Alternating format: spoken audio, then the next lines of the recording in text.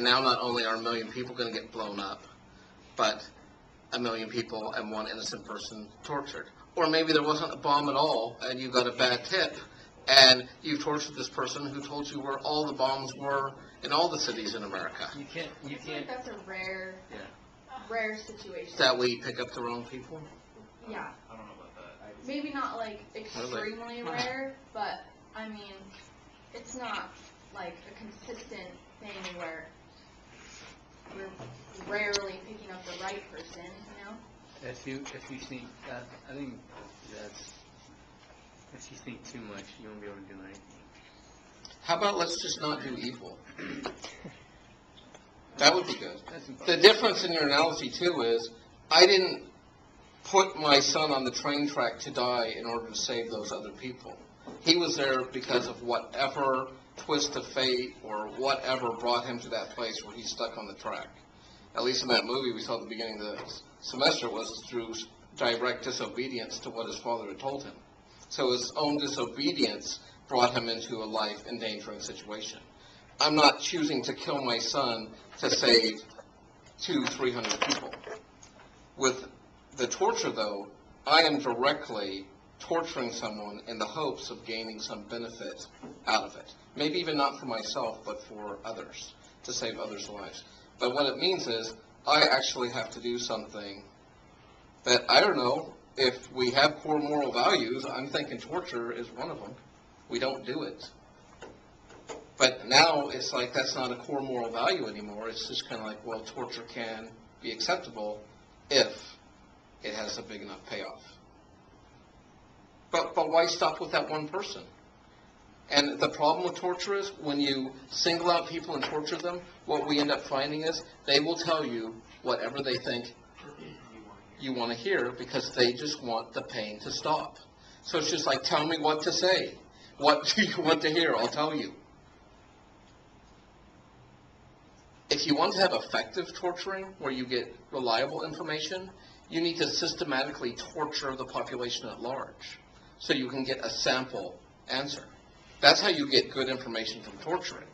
You torture as many people as possible, as much as possible, and then you keep this data and you compare the answers. If you're just torturing a random person here or there, you're going to get really skewed results. So if you really think torture is a good way to get data, you need to start torturing a lot more often and a lot more people. Well, I'm getting crazy now just thinking about it. Go ahead, Will. I don't know, I was just going to say that you kind of changed the equation because you said we had the torturer. What's that? You said we had the torturer. Yeah, whatever. And so that seemed really factual. And it kind of changes the whole... So if you knew it was the bomber, that would make it okay? Whereas if there was some doubt, it may or may not be okay? Yeah. I feel like you don't resort to torture unless you're very sure.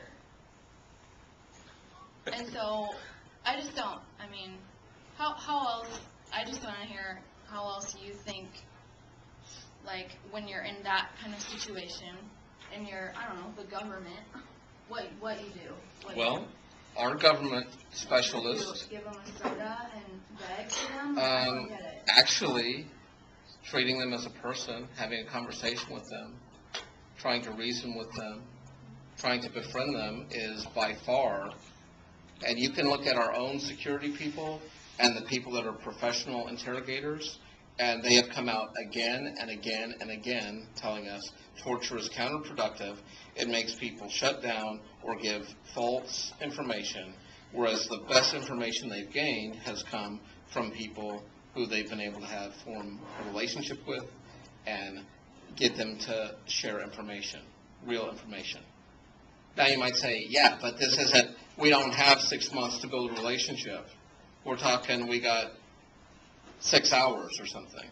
Yeah, that's a bummer. I mean, then what? Like, I don't know. I guess my question is, you're telling me you're willing to do something that you agree is bad, that torture is bad, in the hopes of accomplishing something good. I guess in this situation, I mean, like they're gonna blow up like New York or something, like, okay. And you have somebody who you know for a fact planted a bomb somewhere. He's going to blow everyone up. And they're just sitting there and they won't talk to you.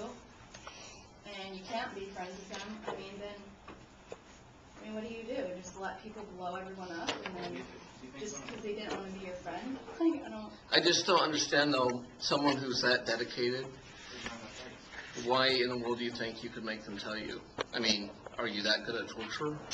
I guess then why even try anything? I mean, I guess just let them blow everyone up. It's just, trying.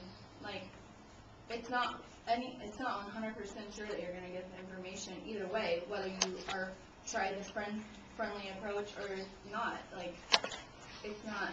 Okay, the difference, though, between the two approaches, by confronting them and questioning them in a legal way, at least in our country, we still have laws against torture, believe it or not, we do.